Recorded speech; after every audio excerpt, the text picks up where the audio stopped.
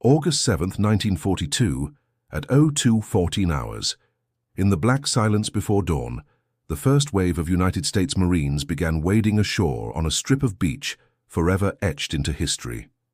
Beach red on Guadalcanal in the Solomon Islands.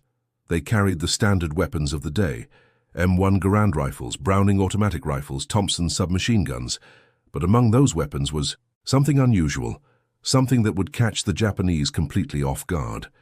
Hidden in the hands of select two Marines was the Winchester Model 12 shotgun, a pump-action weapon originally designed for hunting, but now turned into one of the most devastating tools of close combat ever fielded in modern warfare.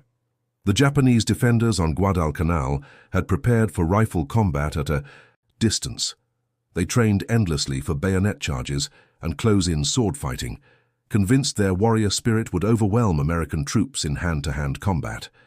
What they had not prepared for was the brutal reality of American shotguns, weapons that could fire as fast as a man could pump the action.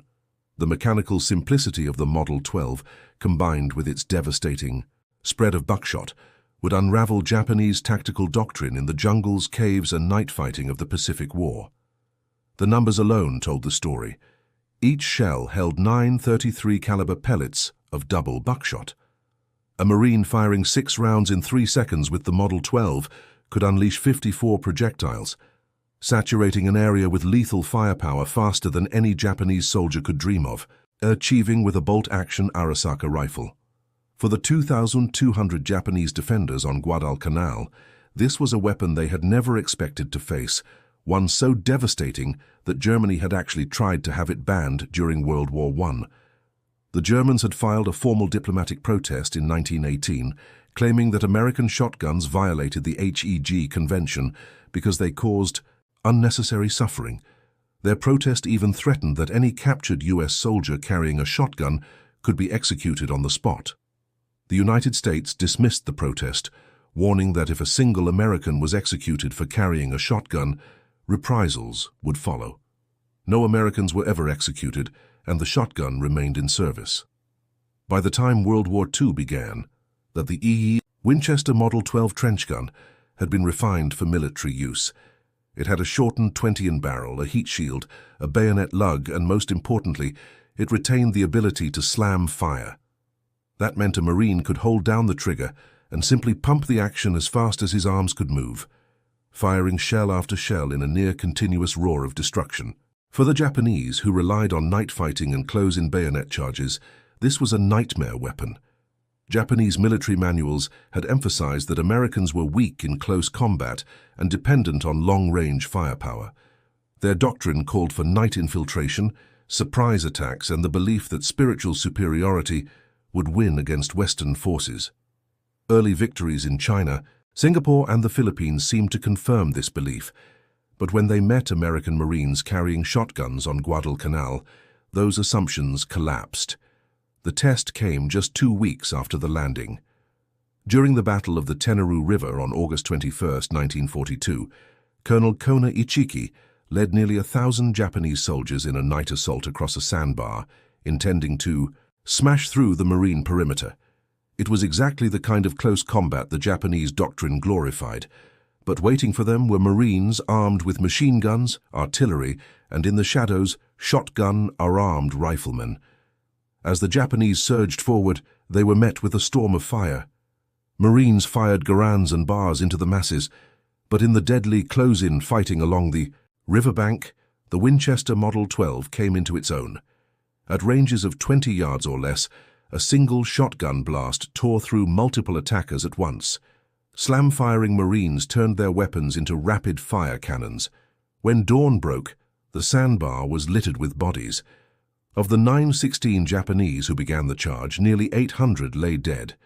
The effectiveness of the shotgun wasn't just in its killing power, but also in its psychological effect. In the darkness of the jungle, the sound of a pump-action cycling, the sharp metallic char-chunk, sent shivers down Japanese infiltrators' spines. Marines used the weapon in ways that rifles simply couldn't match. On night patrols, the shotgun became the weapon of the pointman, delivering immediate devastating firepower at the first sign of an ambush. In defensive perimeters, Marines loaded their shotguns and waited in the blackness. When Japanese infiltrators crawled silently toward the lines with bayonets and grenades, one blast of buckshot ended the attack instantly. As the war dragged on into 1943 and 1944, the shotgun proved itself again and again. In the jungles of New Georgia, Marines gave their point men the Winchester Model 12 specifically to counter ambushes. A single blast could break up a Japanese patrol before it had a chance to strike. At night, shotgun-armed Marines were stationed in overlapping fields of fire, turning infiltration attempts into suicide missions. The weapon also became a tool for jungle lane shooting. Marines would fire down trails or into vegetation where Japanese soldiers might be hiding. The spread of buckshot, tearing through foliage and hitting hidden targets. But perhaps the most terrifying use of the Model 12 came in cave and bunker warfare. Starting at Tarawa in November 1943 and reaching its brutal peak at Iwo Jima and Okinawa, the Japanese turned entire islands into fortresses of rock, coral, and concrete. Marines had to crawl into caves, crawl up ridges, and fight enemies hidden in dark chambers. Here, the shotgun was unmatched. Marines developed the technique of firing into cave mouths, letting the buckshot ricochet off walls, creating a deadly storm inside confined spaces. Survivors described the noise as horrifying. Ricocheting pellets winded and screamed in every direction, making it seem like death came from all around, even when it didn't kill outright. The psychological terror often forced Japanese soldiers to abandon positions. On Saipan in July 1944, during the largest Japanese banzai charge of the war, thousands of Japanese soldiers hurled themselves at American lines. While machine guns and artillery inflicted the bulk of casualties, the chaos of close-in fighting saw shotgun-armed Marines holding the line in desperate moments. Their ability to unleash clouds of lead into charging soldiers made the difference in sectors where the enemy briefly broke through. On Iwo Jima, the shotgun became part of blowtorch and corkscrew tactics. Flamethrowers provided fire and smoke. Demolition charges sealed tunnels, and shotguns delivered the killing blow inside fortifications. Marines even developed skip shooting, deliberately bouncing buckshot off tunnel walls to hit enemies hiding around corners. Despite its effectiveness, the Model 12 was never mass-issued. Only about 61,000 were produced during the war, a tiny number compared to millions of rifles. They were given to units most likely to need them. Marines and rifle companies, Army assault teams, Navy landing parties, even Air Force guards defending airfields. Ammunition, however, was plentiful. Millions of shells were produced, including standard buckshot, solid slugs for longer range, and smaller shot for clearing vegetation. For the Marines who carried them, the Model 12 was a weapon of choice. Some preferred rifles, but many swore by the shotgun's ability to dominate close combat. Veterans recalled the confidence it gave them at night, knowing that if the Japanese came close, they had the ultimate weapon waiting. The Japanese, for their part, never found a real counter.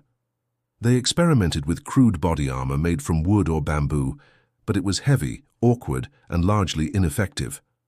Their only real defense was to try to avoid getting close enough, but their entire doctrine relied on close attacks. The story of the Model 12 is not just about hardware. It reflects the American approach to war. Pragmatic, adaptable, and willing to use any tool that worked. Where other armies clung to tradition, the Marines embraced innovation. They didn't wait for top-down doctrine. They experimented in the field, learned what worked, and passed it along. Techniques like skip shooting, mixed ammunition loads, and shotgun assault teams weren't invented in laboratories. They were born in the jungles and caves of the Pacific by Marines trying to survive.